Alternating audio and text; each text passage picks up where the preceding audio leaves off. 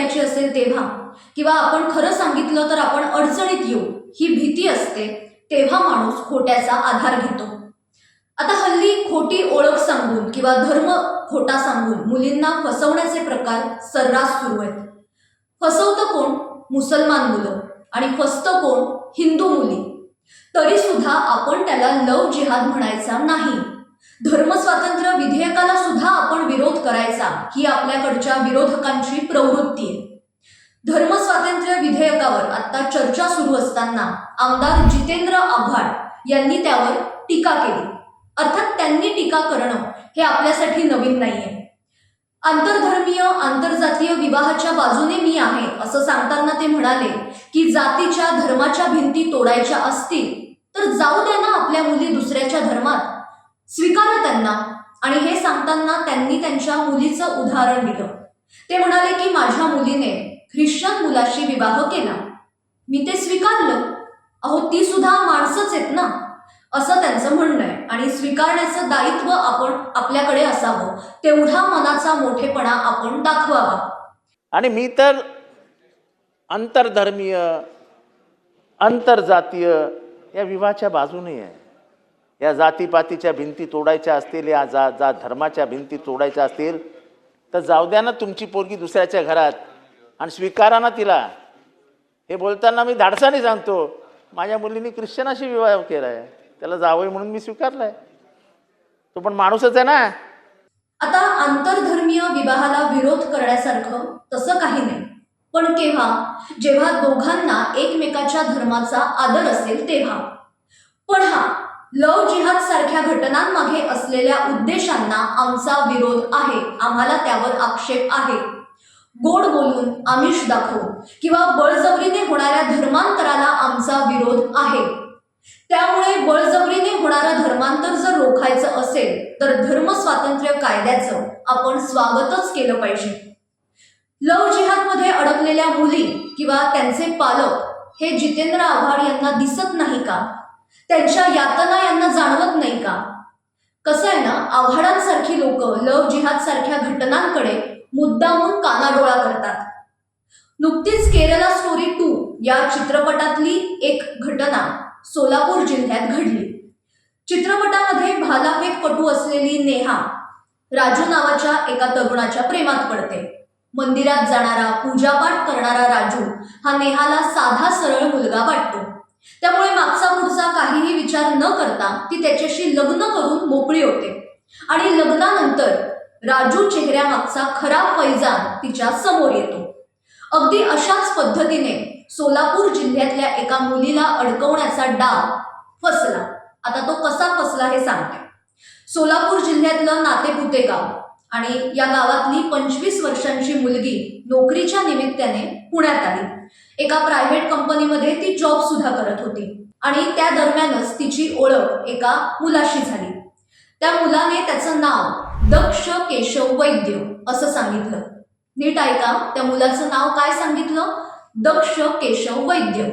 आणि तशी खोटी कागदपत्र सुद्धा त्याने दाखवली, जी आपण ओळखपत्र म्हणतो, आधार कार्ड, पॅन कार्ड, ती सुद्धा त्याने दाखवली. आणि अहिल्यानगरच्या राहुरी तालुक्यातील उमरे या गावातील असल्याचं त्याने सांगितलं. आता नावाप्रमाणे अगदी मध्यमवर्गीय हिंदू मराठी कुटुंबातल्या मुलासारखं त्याचं राहणीमान होतं. म्हणजे कपाळाला कुंकू वगैरे लावणं, मग मंदिरात जाणं, हे सगळं त्याचं होतं.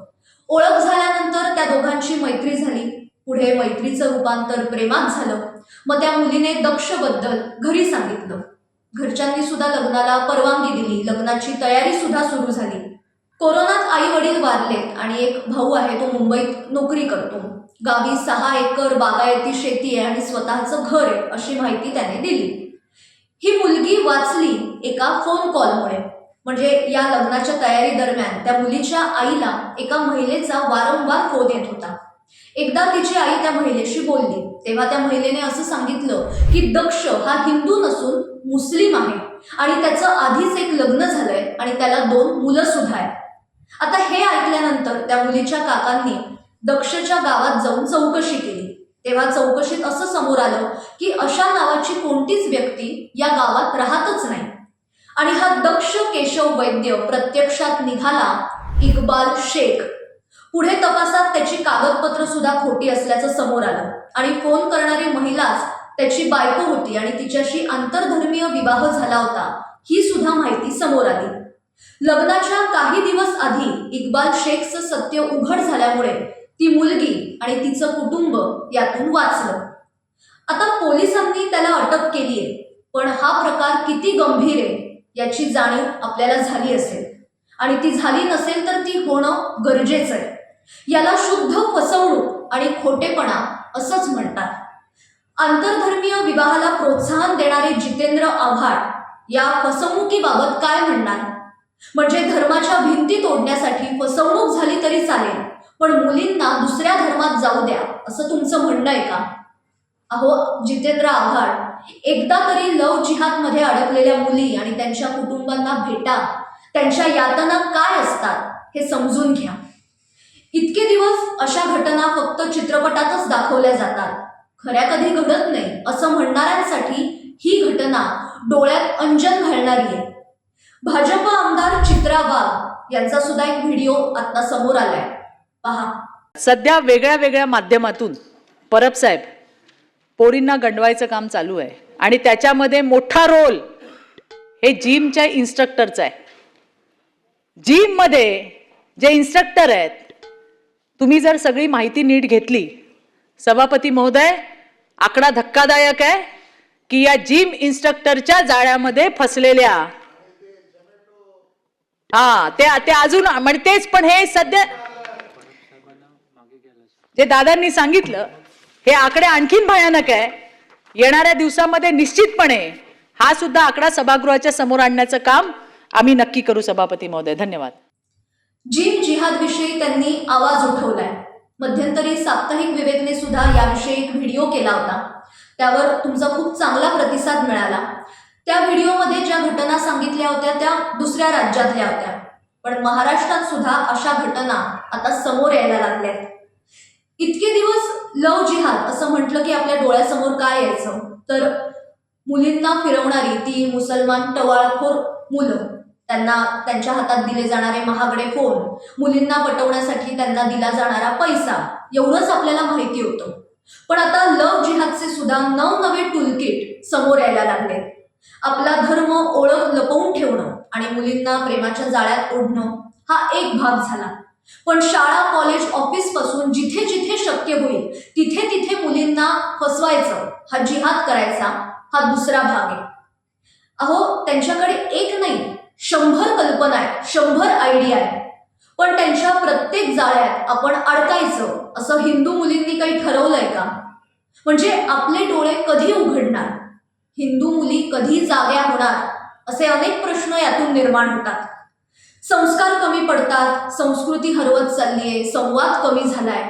हे बरोबर आहे, याची आज गरज आहेच, पण मुद्दा आहे की आपली सतसत विवेक बुद्धी जागृत ठेवून आपण कधी बघणार? चांगलं काय वाईट काय हे मुलींना पटकन कळतं, म्हणजे आपला तेवढा सिक्स सेन्स असतो असं म्हणतात. पण या घटना पाहिल्यानंतर चांगलं काय वाईट काय हे आपण बघायचं सोडून दिलंय की काय असा प्रश्न पडतो. म्हणजे कायदा येईल किंवा पोलीस यावर कारवाई करतील, पण जोपर्यंत मुली जागृत होत नाहीत, मुली सजग होत नाहीत, डोळे उघडे ठेवून वावरत नाहीत, तोपर्यंत हे दुष्टचक्र कधीच थांबणार नाही. म्हणजे लव जिहाद सारख्या घटना घडतायत, बरोबर आहे, पण सध्या महाराष्ट्रात अजून एक प्रकरण गाजतंय. यावरून सुद्धा हेच लक्षात येतं की मुली सत्सग विवेक बुद्धी बाजूला ठेवूनच वागतात की काय? म्हणजे कोणावरही विश्वास ठेवायचा, मग समोरची व्यक्ती जे सांगेल ते करायचं असं नसतं ना. मुलींनी सुद्धा सजग राहणं गरजेचं आहे. एका घटनेतून शिकण्यासारखं असतं, पुढच्याच हेच मागचा शहाणा असं आपण म्हणतो, पण मुली शहाण्या होतच नाहीये. मुली काय, महिला काय, कोणावरही विश्वास ठेवतात आणि मग एखाद्या जाळ्यात अडकतात आणि मग नरक यातना भोगाव्या लागतात. आपल्या हातात आहे कोणावर विश्वास ठेवायचा आणि कोणावर नाही. बुद्धी नसल्यासारखं वागू नका हो. म्हणजे कुटुंब आहे, पोलीस आहेत, कायद्याचा बडगा दाखवला जाईल, हे सगळं आहे, पण आपण कधी सजग होणार? आपण कधी डोळे उघडे ठेवून वावरणार? शेवटी हे सगळं थांबण्यासाठी मुलींच्याच हातात आहे. बघा, विचार करा, आजच्या भागात इथेच थांबते, पण याविषयी तुम्हाला काय वाटतं हे नक्की कळवा. आणि अशाच महत्त्वाच्या विषयांसह आपण सातत्याने भेटणार आहोत. त्यासाठी साप्ताहिक विवेकच्या YouTube चॅनलला आजच सबस्क्राईब करा. धन्यवाद.